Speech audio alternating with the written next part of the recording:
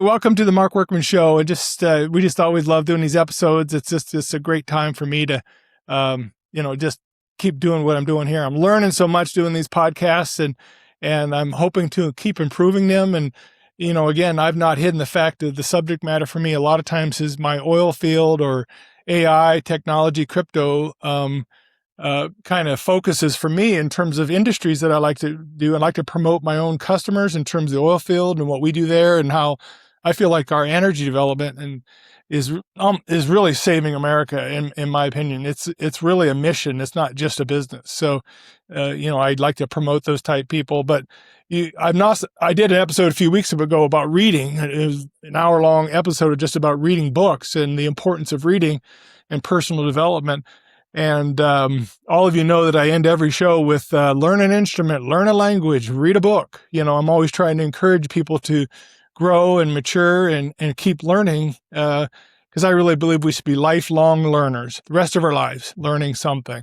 So I really want to promote that. So one of my other interests is books, obviously. And today we have a guest with us. I'm excited about this. I met this man. He has been trying to row to Texas or Mexico or something for the last couple of years.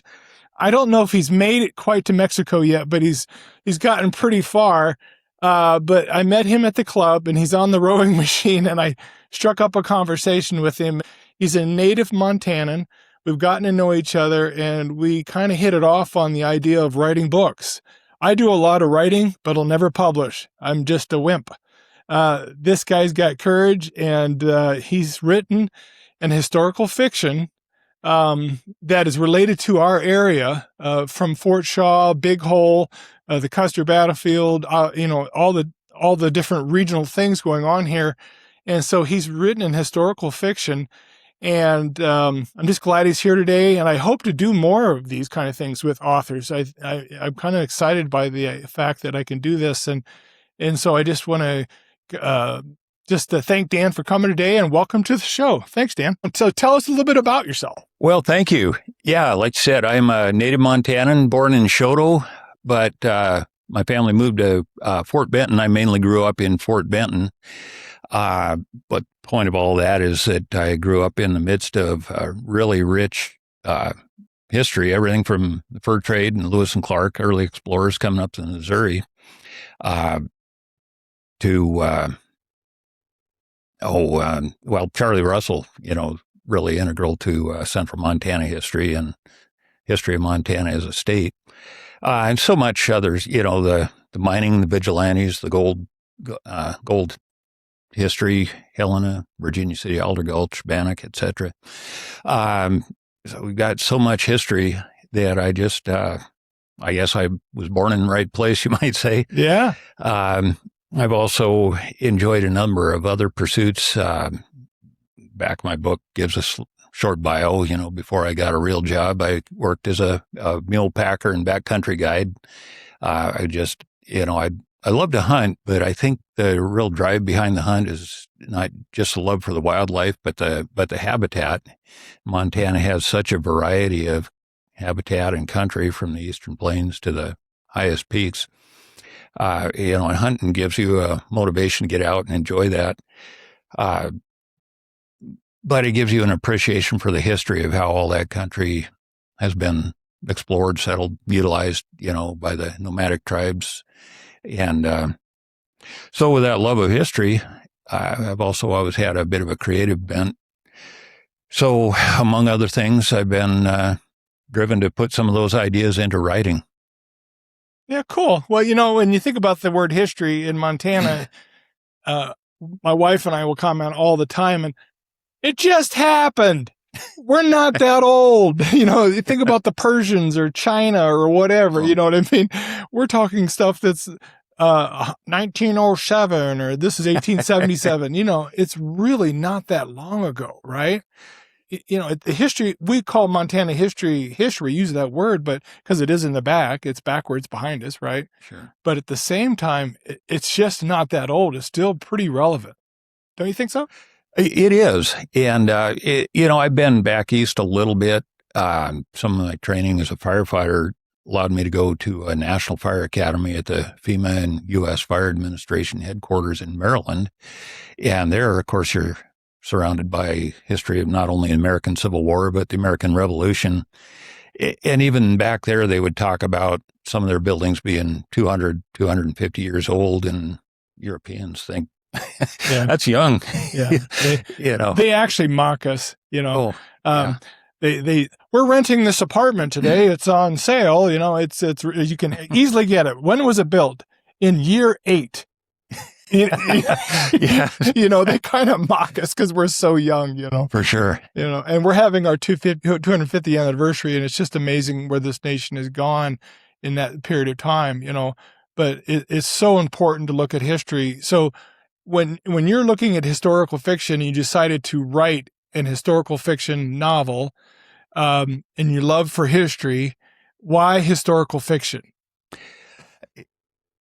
A number of reasons. One is I loved history all my life, and I've always enjoyed historical fiction. I've enjoyed historical nonfiction tremendously, and as they say, sometimes the truth is stranger than fiction, or at times maybe as entertaining, if not more so. But the beauty of fiction is you can. It's kind of like a blank canvas. You can take the reality, maybe not a blank canvas, because the settings are already there, the events, the places, the people involved. But you can make your own character and set that character down in the middle of it, or bring that character into it, and create events that, in my case, explain, kind of an artist's conception of how certain things might have happened. In the case of my current book, The Bighorn to the Big Hole, it uses a fictional character to tie those two events together in Montana history. They were only a year apart. And it actually, I didn't start this series as a series. I just, it actually begins with a book set during the time of the American Civil War. I put it out to coincide with the 150th anniversary of some Civil War events and explain. Is that historical fiction as well? It is. Okay. Yes. Gotcha. Okay. So that is the genre you like. It is. I find it pretty challenging to write fiction and to write novels. I'd probably rather write nonfiction. It's easier for me to just gather information and organize it than to write imaginary, depictions. Is that because you're putting a story to it that has kind of meat and bones that could be real but isn't, but it really could have happened just the way you wrote it with Jed?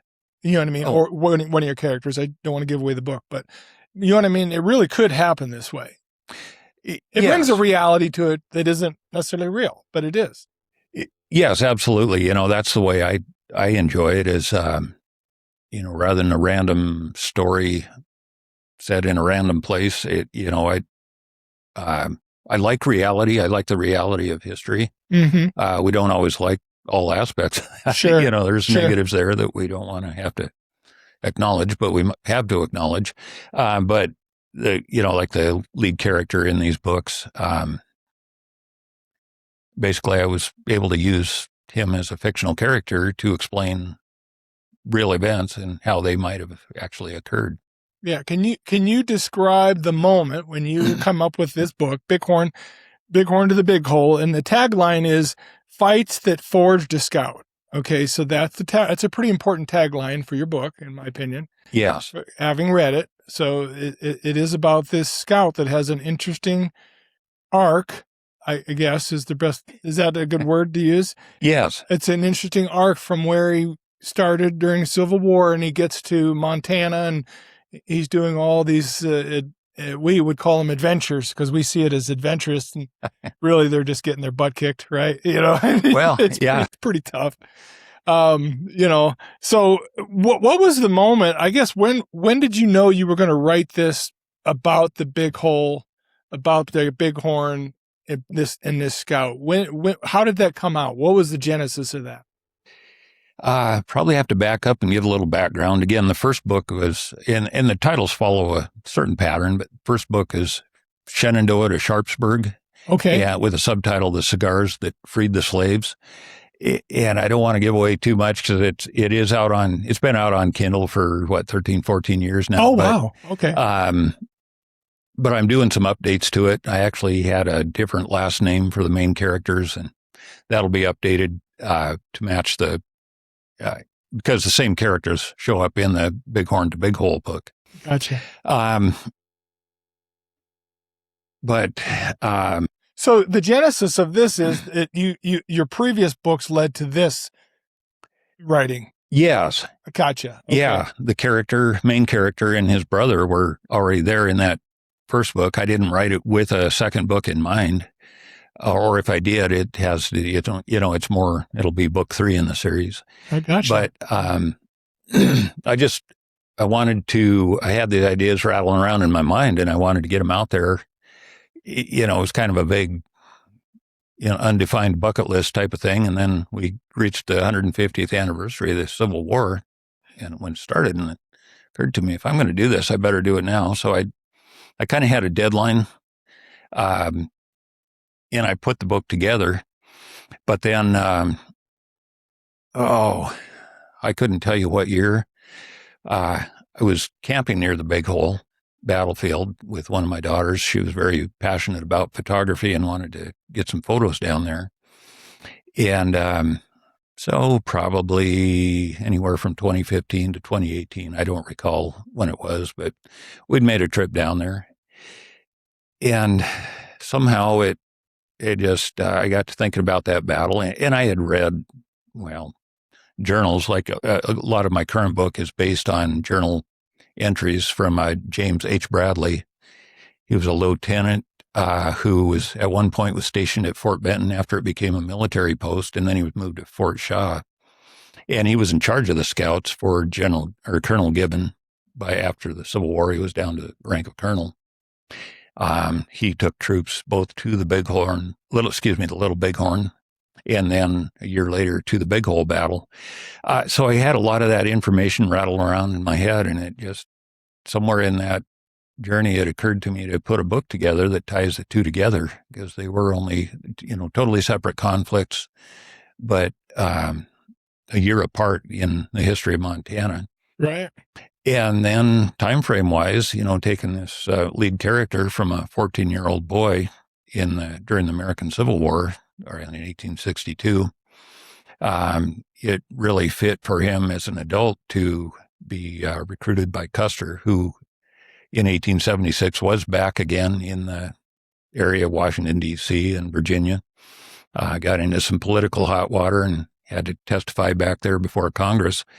But it just all fell together to form the beginnings of a book that brings Jed Morgan, the lead character, and his brother out and puts them down in the middle of these Montana conflicts. So what is, you can tell by the name of a scout what they do, but can you describe the life of a scout, what their orders would be? If they're scouting, they are actually out in front, most likely, right? Yes. Are they deciding the direction is best? Are they looking for dangers? They're doing all those things, I'm assuming. So how do you best describe a scout? What was Jed's main job as a scout? And was he good at it? Oh, yeah. In my book, he was good at it. He just kind of had a natural affinity for, for the skills that would make a scout good observation, good ability to handle himself in a conflict, whether it's one-on-one physical conflict or the bigger scale of things. And anyone interested in this history would really, I've read a number of journals from people, some that were with Custer's battalion and General Terry's coming from Fort Abraham Lincoln in the Dakotas, or James Bradley. There's another one, I believe the cavalryman's name was Zimmerman. Mm-hmm. Several journals are out there that talk about the lives that they lived. But if you read the March of the Montana column, it's a published version of Lieutenant Bradley's journal. He was in charge of the scouts for Colonel Gibbon in both conflicts, the Little Bighorn and the Big Hole battle. And yeah, he was out as an advance guard.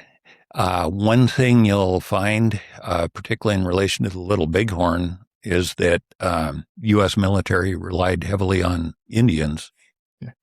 And that leads to a whole realm of different conflicts amongst the Indian tribes themselves. That was going on long before the white men ever showed up.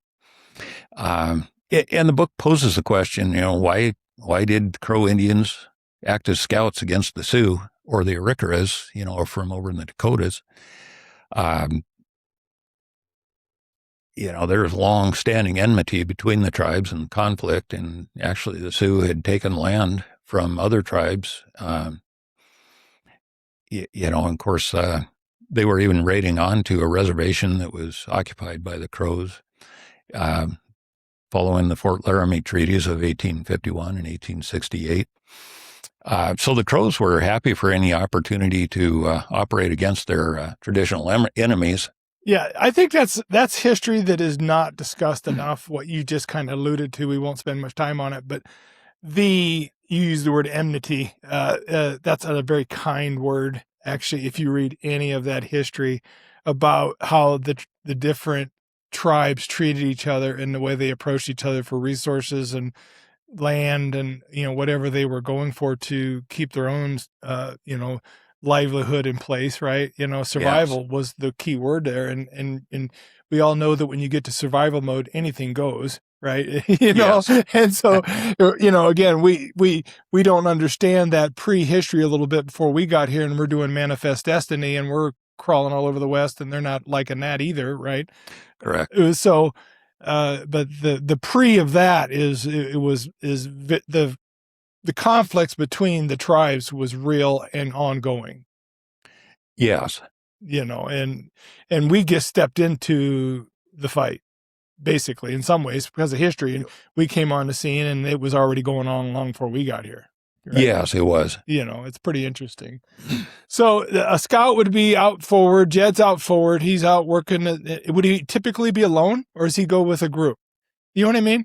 Because I'm wondering if they're sneaky. Are they out there like spies, or is that the wrong way to see it? Or are they, you know what I mean? Or are they out there with a group, have a little bit of a guard with them? They would, and again, there were the White Scouts and the Indian Scouts. The White Scouts would typically be with a small group, never a large detachment. Of course, it'd be hard to stay out of sight, the dust clouds and any number of other factors, would make a large detachment of scouts easy to detect. But so their goal was to be undetected. Yes, oftentimes, yes, because they wanted to. Common tactic was to take these tribes by surprise for various reasons. These nomadic tribes could scatter quickly. Sure. Oftentimes they'd be okay with abandoning their entire village. Just for the sake of safety. Gotcha. And it would be like catching an amoeba, or small bands would disperse, and that's part of what led Custer to press the attack at the Little Bighorn. There was a distinct fear that this large gathering of various Sioux bands, Lakota bands, and some Cheyennes, including members that had left reservations to band up with him. Probably the largest known gathering of Plains Indian tribes, at least in the northern plains. And there was a fear that they would disperse before the U.S. could basically attack them and try to force them onto reservations. Right. So this fictional character, Jed Morgan, he would have had to pick up quickly on the scouting skills. But typically, there would be a contingent of white scouts, infantry members, or cavalry members, and then they contracted a bunch of Crow scouts to help them, and the Crows would disperse in all directions and do even more covert scouting, you might say. And then they would report back throughout the day or at the end of a day to to Lieutenant Bradley, who was in charge of the whole scouting detail. So it's an important. It's maybe one of the most important things to gather information so you know how to make a decision. Is what they were doing. Yes, absolutely, and that's kind of hard, probably for a lot of us to relate to nowadays because we're so inundated with information and communication back then. Well, we have this phone is the Library of Alexandria, essentially. Oh, sure. My wife and I do it all the time. How much does a rhino weigh? How much does a rhino weigh? It weighs I mean, I'm just saying we can know anything so instantly. And we just took for granted how difficult it was to probably gather the right information and make a decision. So scouts were hugely important. And then he gets hooked up with, is it Colonel Gibbons? Yes. Colonel Gibbons. He was. Go ahead. I'm sorry. Just for background, Gibbon, like so many of the military members post-Civil War, had gone down in rank.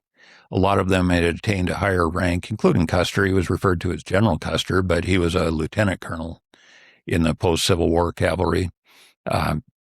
Gibbon had been at least a brigadier general, if not higher. I'm gonna put a picture up of him, and it's the kind of best one I could find, but he seems really young. That's probably a picture from looking at the uniform. I'm guessing that was from his career during the American Civil War. Okay, so that's probably 10 years earlier. Probably. Gotcha. Yeah, if you saw a photo from the time of, there's a fairly common, well-known photo of Gibbon sitting with Chief Joseph. I had that one. Okay. Yeah, and he looks older, and of course, that's somewhat after 1877. But anyway, it was Colonel Gibbon at the time of the Little Bighorn and the Big Hole conflict. So Jed gets called up by him? Yeah. And they connected somehow, right? Yes. And that part of that's just imaginary on my part. In the previous book that these characters come from, Jed's older brother, Thomas, was a cavalryman in the Confederate Army, the Army of Northern Virginia. He rode with Jeb Stuart, who was very much a real member as well, and of course, Jed Morgan ends up in Stonewall Jackson's brigade in the Army of Virginia. But, in that book, he has a real distaste for the slavery that his family practices. His father, of course, had served in the Mexican War, fighting for America. But now he's a major fighting for the Confederacy.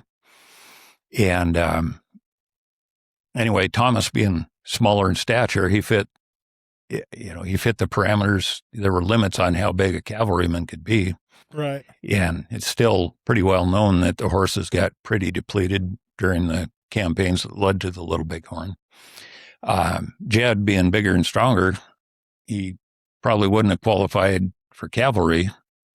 But when he and his brother are recruited as scouts by Custer, they come to Fort Abraham Lincoln, which sits on the Missouri River. So it was just kind of a matter of, it just fell into place that he would come upriver by steamboat to Fort Benton, end up at Fort Shaw, and serve with Colonel Gibbon in the post-Civil War conflicts. Yeah, so he was unknown to Gibbon then, in your mind, in the book. Right? Yes. So he's unknown. He gets out there as a scout. And then you have Thomas, again, not telling the story hardly at all, really, it ends up with Custer. And, let's put Custer up there too. But, he has quite a history and a background. I ask the question all the time. There seems so much emphasis on Custer at times because it's a massacre, right? And It didn't last very long. It was very quick. They were and his scouts didn't do a very good job, in my opinion. Well, am I wrong about that? Because if he used Indian scouts, was he duped, or was he? Because they were coming across the river and they were doing things that Custer had no idea what he got into in many ways, right? Am I wrong? In many ways, yes, but I think to understand, Custer started out with a Ricker of scouts, but along the Yellowstone River, Gibbon's column met up with the column of general, and to even go back further, I should give background. In early 1876, the general overseeing this portion of the country militarily came up with a plan where he would send 3 columns. One was known as the Wyoming column under General George Crook. And just a little bit of background, on June 17th, 8 days before the Little Bighorn battle, he was met by the same Indians that Custer fought 8 days later. And he was largely fought to a stalemate. He did from a military standpoint, he did a much better job of staying out of the fray and actually commanding his troops. And so the two forces largely fought to a draw, but then Crook decided he was outnumbered, so he took his column back down to, what's called, known as Goose Creek, near what's now Sheridan, Wyoming. Okay, gotcha. Just off the Tongue River, and they were waiting for reinforcements. Don't those distances seem so far? You know what I mean? Oh. When you think about engagements and fights and the logistics it takes to move an army, we talked about that before the show started a little bit. Yes. Just think about the distances you're talking about. Fort Shaw to, out to Bighorn to, it's just amazing the distances and how they did that. They must have been absolutely brutally tough people. Oh my gosh. Yeah, I believe so. Because, the other 2 columns, the Dakota column coming from Fort Abraham Lincoln in Dakota Territory, and then the Montana column under Colonel Gibbon was coming from Fort Shaw. It would not have been realistic even to a general behind a desk back then to think that all 3 could reach the same point at the same time and surround a village, a gathering of Indians, or what they called hostiles in their minds. But, and I'll get back to that, but that was just background. But yes, they, for them to travel under the conditions, if you read James Bradley's journal, they left Fort Shaw on March 17th in a blizzard, and frostbite was a thing with some of them. They probably didn't. It mentions that in the book many times, actually. The frostbite was a big deal. Yes. Yeah, frostbite was. Snow blindness was another thing. And various, you'll find that in accounts of various Indians, snow. In fact, I heard one, I believe it pertained to the Little Bighorn, written by a part Sioux historian, but he referred to the month of March. Our month of March is what they called the moon of snow blindness. Interesting. So probably a lot of snow, but a lot of bright, balmy days. And so, yeah, that was just one of the things they dealt with. But they had to camp in that stuff, oftentimes with probably 2 wool blankets. We have our Kelty or, whatever your name brand sleeping bag is, Down, Dacron, all these fancy materials. All the gear that we have for hunting and camping, they had canvas tents, probably just what they called a shelter half, like a 8x8 sheet of canvas, and you put 2 of them together and form a tent. Yeah. Or make a lean-to for yourself, one or the other. Well, I always think of Dances with Wolves when that one guy's on the wagon with the actor, whoever played the army man. Why don't they write? Yeah. You know what I mean? Yeah. I just look back on this stuff sometimes because I do read, and I'm fascinated by how they made it. They were just so incredibly tough, and would show up in somewhere else hundreds of miles away. Like they just were able to do it. They're just tough. Yes. Yeah. Reading, like a lot of these real world scouts, Fred Gerard, I'll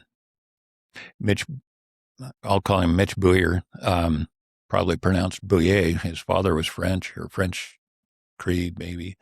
In fact, they would, in April, May, they'd jump in, swim across the Yellowstone River to either do some scouting duties or carry a message across to forces on the other side. Mm-hmm. and there's a lot of interesting details pertaining to that, but we probably don't have time to sidetrack onto it. But No, again, we can do another episode. It's pretty simple. Sure. And I mean, part of it is there's so much here sometimes that you can't, history is so rich and deep, and you know, I always feel like, I always try to encourage people to read, and I don't think we read enough because we're dependent on the new digital phone to answer our simple little question, but it doesn't give Yeah. context, right? No. And you're not in your historical fiction account. I actually think the characters you add put meat and bones on the history. I think it makes it real and you can almost put yourself there. I had a question for you earlier today. I said, do you kind of see yourself in this story? Like, do you not necessarily wish you were there because it would be so tough, but there's something about that. You as a Montanan, a native one, packing, guiding, the mountains, how all this works here in Montana as a native. Do you ever place yourself there in your mind? Like, I think I'd kind of like that or not. I think so. If nothing else to, for me to write something,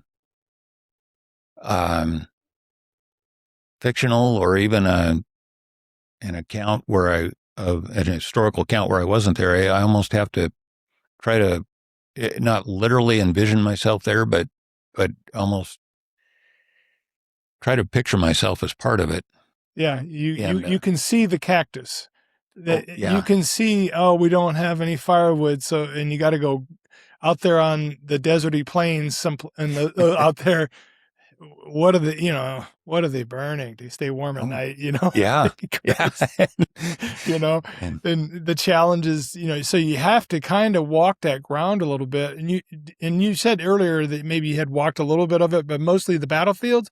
Or what other research did you do as just to understand the terrain? Maybe talk about the terrain from, the wide ranging terrains that they had to deal with and the challenges of that. That's a huge part of the story, is just the terrain of Montana. Oh, absolutely. Oh my goodness. Yeah,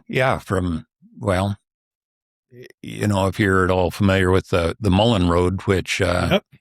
Of course, there's a Mullen Pass south and west of Helena. It basically went from Fort Benton. It tied Fort Walla Walla and Fort Benton together back in the early 1860s.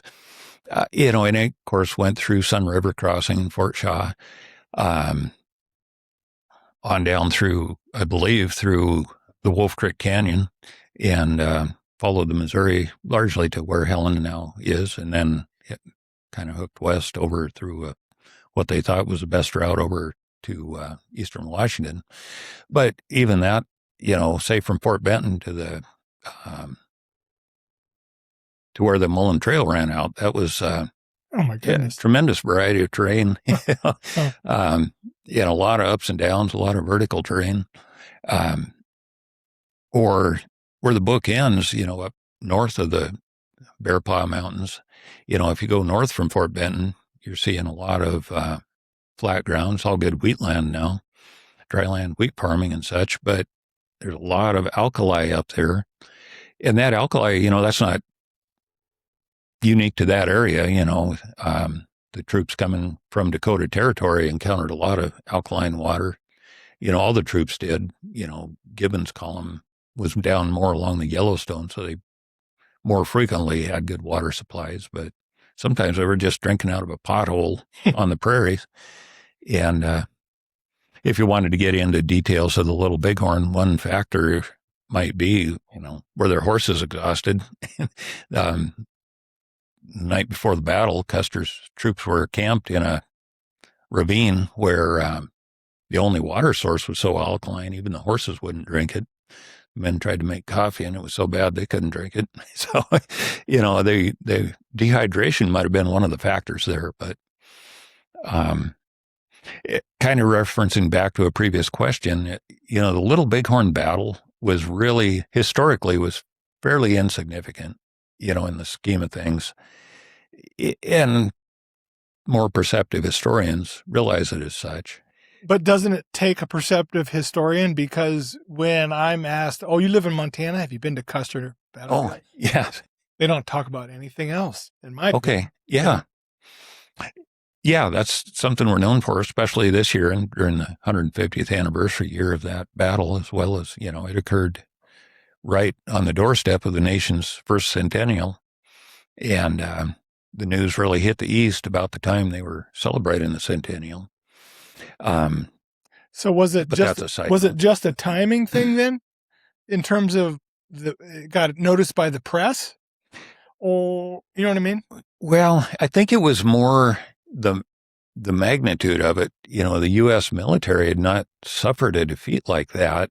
It suffered a lot of defeats during the American Civil War. The Union started, the first couple of years, they hardly won a battle, it seemed. Yeah. And in my first book that this is based off of, kind of deals with that. The battle at Antietam or Sharpsburg, Maryland, gave Lincoln enough momentum. It was hardly more than a stalemate, but it gave Lincoln enough momentum to issue his Emancipation Proclamation. So that's kind of a hint toward where where both books are going. But in the post-Civil War era, there'd been some setbacks, but other than the Fetterman fight out of between Fort Phil Kearny, located between Sheridan and Buffalo, Wyoming, resulted in the death of Fetterman and a force of 80 people, 2 civilians and 78 soldiers. And that was a shocker to a lot of people, but it didn't really grip the nation the way the Custer battle did. And part of that, that could be partially due to, time and other factors. There'd been a lot of conflict and controversy over the Black Hills and, the Bozeman Trail. Of course, Fetterman's fight centered on the Bozeman Trail and the use of it and the conflicts around it. Right. Well, again, Montana's just riddled with that's why I say history is so funny when we use the word history. Like out in Fairfield, I used to go out to a place called Cleve. It was a town, Cleve, Montana. Have you ever heard of Cleve? I've heard of it, but I couldn't tell you where it is. Yeah, it was on not the family place, but he was married into the family. So I'd go out there and just check it out. And they would have, in handwriting, like the mercantile, they drew the town. Oh, you know what I mean? So you could see on the wall, like, you need to go to the mercantile and this and that. And it's very old, It wasn't that old. I've talked to people, people that came from Minnesota in the early 1900s, and they were 85, and just when I had gotten to Montana and visiting with them, and how'd you stay warm? Well, we didn't have power, we didn't have plumbing, we burned cow patties, again, our history is pretty young in terms of Montana. I'm sure there's a lot written about it, more than I realize, but the West is still being kind of written about in a way to record what happened. It's still being written, in my opinion. Yes. And there's a worldwide fascination with the West, right? Montana, cowboys. Oh yeah, the world absolutely. It's fascinated by the West. Our American West history, really. Yeah. Isn't that true? Yes, absolutely. I think some of the popular movies, of course, reflect that, and that's more entertainment than history by far. But yes, I think it's it. In fact, when I was in college, I took a course, and it was a disappointing course for me. But it was titled "The Great West in American History." But this professor, got to the end of the semester and posed the question, that China as a nation had looked at the settlement of our American West and thought that we need to do that.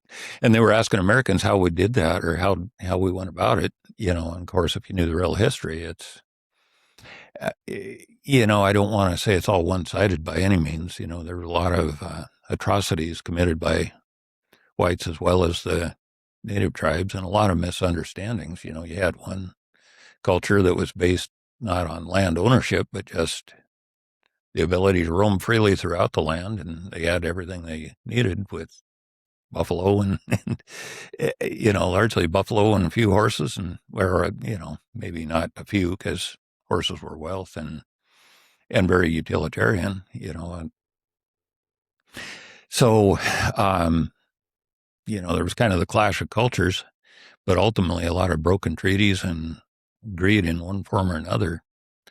Not necessarily treaties broken by the government, but by people who snuck in under the radar, so to speak, and that both in the Black Hills, as one example, or using the Bozeman Trail to get to the gold fields through the heart of some of the best hunting grounds that those tribes had. It's easy enough to understand their animosity.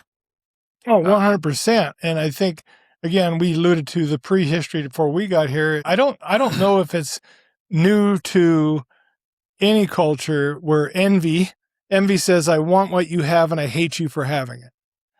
Envy says, it's speaking out loud. It's screaming across the culture. I want what you have, Dan. And you know what? I hate you for having what you have. And that's in every culture. It's in almost every human being on the planet. If that's not put in check, you get the atrocities, you get the moral outrage of history a little bit when you see things done.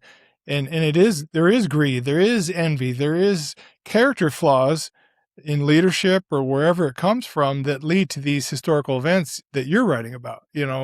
We underestimate that that's kind of flowing through all of history. But in your book, what would be one of, like, not telling on Jed, but just, I think Jed had some conflicts within him about, he was a duty guy. I'm going to do my job and I'm going to do a good job. And then at the same time, I don't think he liked everything that was going on. So he was in conflict, right? Yes. Yeah. In the book, in the first book, his empathy for slaves, including his family's slaves, is what led to his initial conflict. And he, in effect, found a way to change all that. And just as a part of the bridge, Custer was a very successful, ultimately a general in the American Civil War, very young. In fact, the youngest person at that time to be promoted to the rank of general, maybe ever since. And he did some very influential things, particularly at Gettysburg. I believe he had a huge effect on the outcome of that battle, as well as the subsequent course of the American, the nation's history. But then he also went into the Shenandoah under General Phil Sheridan, and they had kind of a scorched earth policy. So that's, from that book, that's where the contact with Jed Morgan and his family originates. But then it carries into the current book, and but in the current book, you'll find that Jed, the lead character, has reservations. Partially in due to or in relation to some Custer's post-Civil War conflicts. You say the name Washita or Washita. I don't know the correct pronunciation. I think it's Washita. Okay. Yeah, and it's a pretty notorious battle. I don't think most of the public knows what led up to that. Just like the Little Bighorn, it wasn't a standalone battle, as if cavalry was just riding around looking for somebody to attack. And the same thing with Washita. There was raids and depredations that led to that. Unfortunately, the wrong village got attacked, and but even within that village, there were atrocities committed against white captives that were being held there. So, it's important to know the whole history. But the lead character in this book, he's empathetic toward the people who were attacked unjustly, and there's it references the Sand Creek Massacre under Chivington, really a black mark on American history, and some other atrocities. So he carries with him this empathy initially, but then in the book, his perspective changes, and I don't know if I should give away too much. No, I know what you're talking about. Yeah, but And then when he goes to the big hole, all he wants is revenge Right. against any Indian. Right. And we're talking, we're dealing with two totally separate conflicts. The Sioux and Cheyenne over in western Wyoming, what's now western Wyoming, and eastern Wyoming, eastern Montana, and the western Dakotas. From there over to, say, the Wallowa Valley, where the Nez Perce conflict originated. A lot of common ground there. The Nez Perce conflict was a result of treaties from early 1850s and then the 1860s that were broken every time. It had to do with greed. Settlers, first they wanted farmland, then they wanted gold that had been found there. And, it finally broke loose. Well, atrocities were committed against members of the tribe. And finally, when the tribe was told by the U.S. military, you have to move on to this, the old reservation doesn't count anymore, or the lands, a lot of them were recognized as non-treaty tribes, and they were allowed to live in their homeland. Mm. They were suddenly given 30 days to move on to a postage stamp sized reservation that belonged to different bands within the Nez Perce tribe. And there were other factors, they had livestock that they had to move, young calves and colts. And, in the spring of the year, they were told, no, if you want that, you got to move it across I believe it was the Snake River. Yeah. Onto this reservation. And, as with early 1876, these Indians were told, an order was issued in December of 1875 that you got to be on reservations by January 31st, which, anybody, that's not even realistic in modern vehicles a lot of times. Yeah. And much less to these folks that traveled by foot or horseback. So inevitably conflicts arose. But anyway, two separate conflicts. The lead character, Jed Morgan, after the first one, he develops an animosity and he wants to take it out on the second group that is coming into Montana territory. Right. And his eyes are kind of opened at that big hole battle, seeing the atrocities that are committed by the attackers against Indians who hadn't posted sentries. They thought they were safe where they were. And so yeah, the book kind of reflects a change in his perspective and a recognition that, it uses the analogy of a cottonwood tree that rots from the inside out. Yeah. Yeah. That was good. Well, when you think, and then when you just listening to you talk about this as history in our back, and it's still affecting today. You know what I mean? In my opinion, this history has not gone away. Like, it's still affecting relationships here in the state, right? It definitely has a history still. Oh, yeah, absolutely. So, what are the applications? Can you see if any applications for present day? And I'm not talking just Montana, but, when you realize that, I mentioned before the show, oh no, the battle for resources is on for the world, whether you believe that or not, and we don't need to get into that, but no, there's definitely a battle for, the top dog or whatever you want to do. I still think what you mentioned earlier about enmity and envy and greed, and those are drivers. And we're not necessarily operating that as individuals, but sometimes when nation states do, or militaries or whatever, it can get really dangerous, Oh, yes, absolutely. Yeah. And I think I've long seen what I consider a second or maybe now a third westward expansion, but it's ideological. It's, you've got maybe I'll call it the liberal mentality, where they want to force their values onto other people, whether it's forcing males pretending to be females into females' bathrooms. I mean, there's just unthinkable things going on, and they want to force that ideology on other people. So some of it's not real material or physical expansion, but it's still kind of a takeover of other people's culture and values, or an attempt. And there's two sides to that. Yeah. Well, that's interesting. The way you're framing that, I've never even thought about that there's an ideological manifest destiny occurring. There is. I don't think you can avoid that. Yeah, and it is sweeping the culture. Very challenging subjects is what you're mentioning, and they are challenging. They're challenging to us as individuals, as communities, as churches. And the push for again, having control of resources or what's ever going on is, you might be right on the money, showing up with ideology, not necessarily a punch in the nose. That's interesting. Yes, but there's the punches in the nose as well, and yeah, and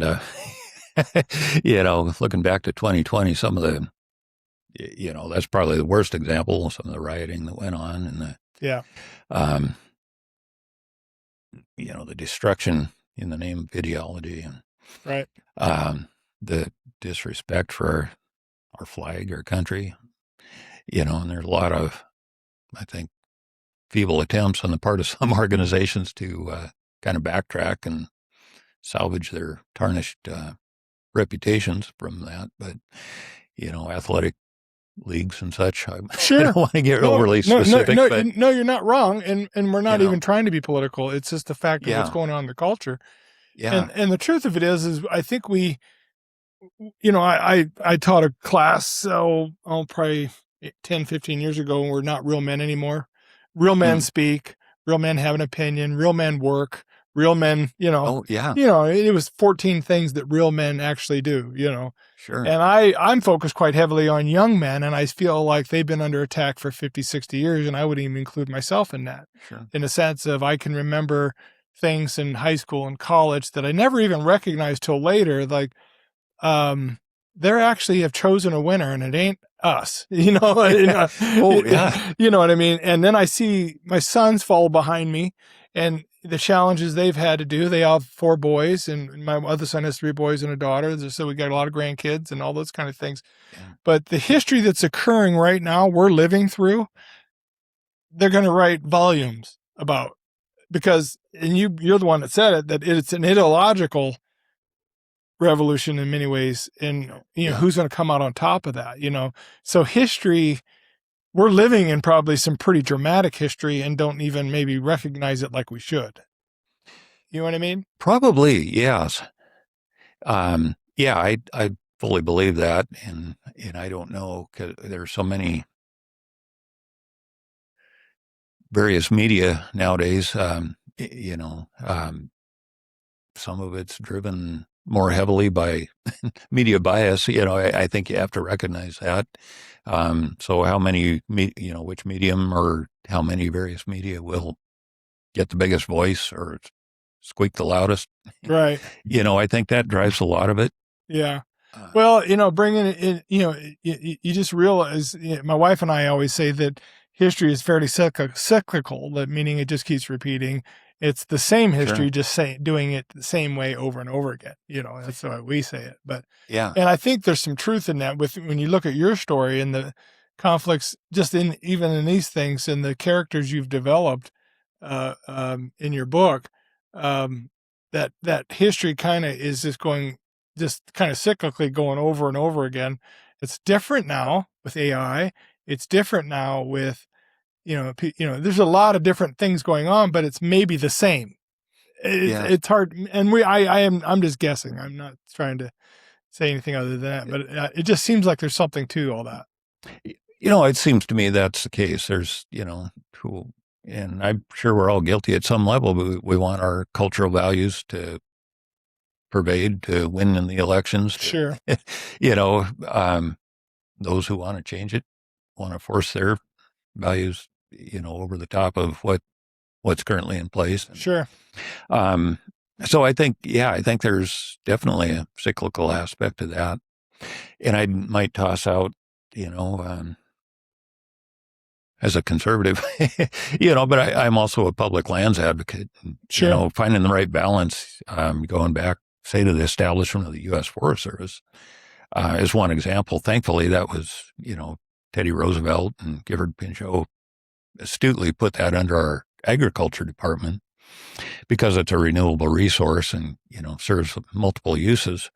And thankfully, like our current politicians here in Montana have stood and protected public lands for, as they say, keep public lands in public hands. But even upcoming elections are going to be heavily influenced, if not decided, by stances on public land protection versus silly ideas like selling it off or making the states manage as if we have. It's interesting. If you're not reading history and growing your depth in history, then you can't really hardly navigate what you're in right now, in my opinion. Oh, sure. You're as an author and as an historian and the research you've done, it's amazing how you just pull this battle and this guy and Zimmerman and you're just firing names off. You've got quite a depth of knowledge there that, again, most people don't have. And that has to help you kind of guide your life. Even, you're retired now, I'm assuming, right? Yes, I am. Yeah. So, even now you're still learning, you're still growing, you're still maturing, and it's still, and all the things you've done to prepare for this book are helping you. Wouldn't you say that? Yes, absolutely. I just happen to have a personal interest in that aspect of history as well as a lot of others. So, I think that all helps, answer your initial questions. What I don't know if there was a single moment that led to the idea that I should create this book, but all that knowledge, and I've gained in researching it more in depth, I've gained a lot more knowledge, but just having that general picture of all these different players and characters kind of contributed to this. And then you look at it, and we are still like the Black Hills, were a huge source of conflict in the mid 1870s, partially due to an economic depression, the Panic of 1873. We're still fighting battles over use of public resources, and and we need we need certain resources for national security, economic security, etc. And there's always a conflict between a hands-off approach and a take-it-all approach. Somewhere in the middle, there needs to be some common sense, and I think looking at various aspects of history might help reach that middle ground. Right. Well, I'm going to put up a graphic of this is a quick snapshot of Amazon, and it's really easy to find, just so you know. All I did is I started with Dan Cherry, and it literally started feeding me content below, and your book came up first shot. So they can do the title or your name, and they can go to Amazon and pick up this book. It's a great read. I'm a reader by habit, so my wife always cracks up at how fast I read, but just loved it. I got into the story, and I won't tell on some of it, but I was just, it was good. Definitely a good read, and especially since I lived in Fort Shaw. I had a Fort Shaw address for 24 years, so nice. You know what I mean? and so it's interesting to be living in some of these areas that were in your book. I thought that for me, that was interesting. Oh yeah, absolutely. And then just this whole area is full of stories and things that are really haven't been discovered yet. So, but anyway, you can go to Amazon, you can find it there. It's really easy. Great read. You won't regret it. We need to support Dan, and he's got some more projects coming. Why don't you just tell us a little bit about that? You got a third book coming up in this series, and lay a little outline without telling him much, Okay. The third book was actually the second one that I roughed out, and ideally it would have come out. The first book came out in 2012 to coincide with the 150th anniversary of the Antietam battle in the American Civil War. The next book would be titled, at least a rough working title, is Goldfields to Gettysburg. It ties a lot of Montana history in, not only with the Battle of Gettysburg, but it kind of takes descendants of the lead character from the first book into modern times, and then uses that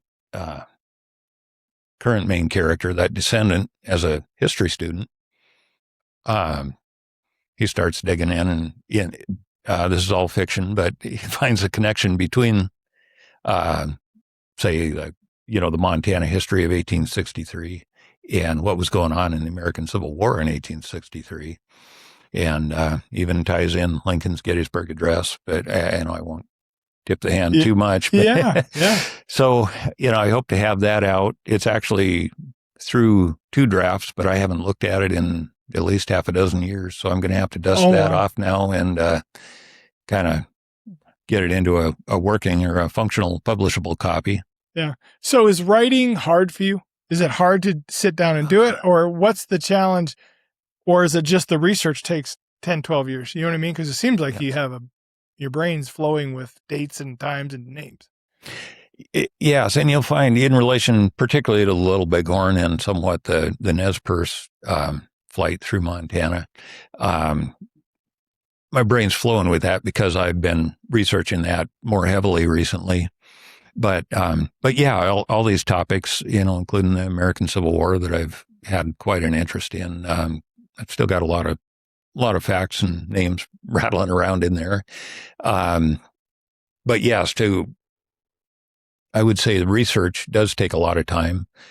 If I were to sit down and write nonfiction, once I gather all the information, I find the writing pretty easy.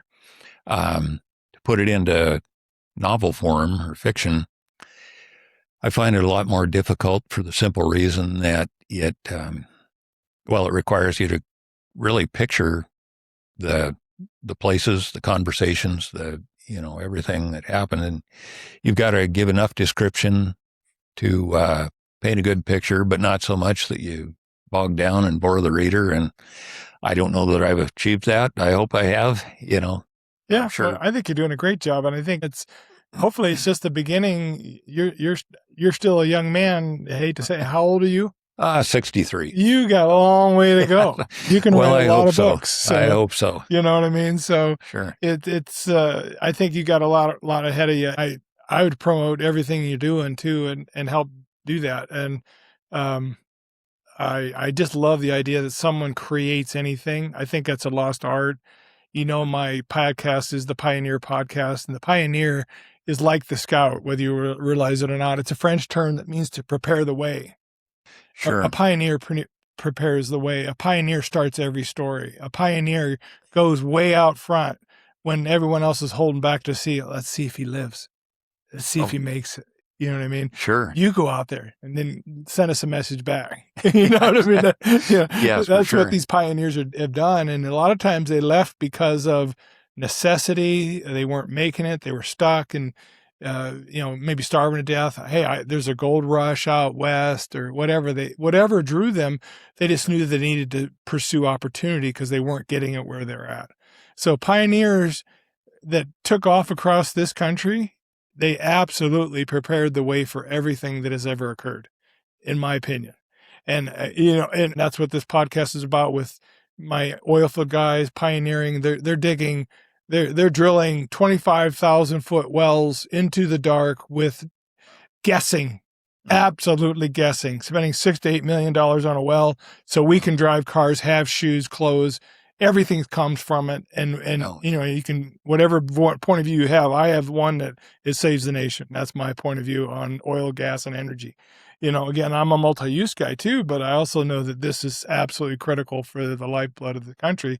So those companies and, whatever you think about AI, there's some people pioneering some things there that good and bad, in my opinion. We need to talk about both sides. Like you said earlier with the history, there's a yin and yang with history, in terms of good and bad, right, are going on. So yeah, it's pretty powerful stuff. But, again, as an author and what you've done here, and, we want to promote the book. I encourage you, anyone who's listening, and we'll put this out there on all the podcasts, check out the book. We want you to enjoy and learn as much as you can, be a reader. And I always end with learn language, learn an instrument. I learned banjo a few years back, a guitar a few years back. Wow. That kind of thing. And so just be a learner and check out Dan's book. I don't think you'll regret it. And thanks for joining us today. And thank you, Dan, for joining us. We just appreciate you coming, and hopefully we can do this again. I hope so. Thank you for having me here. No problem. Thank you, bud.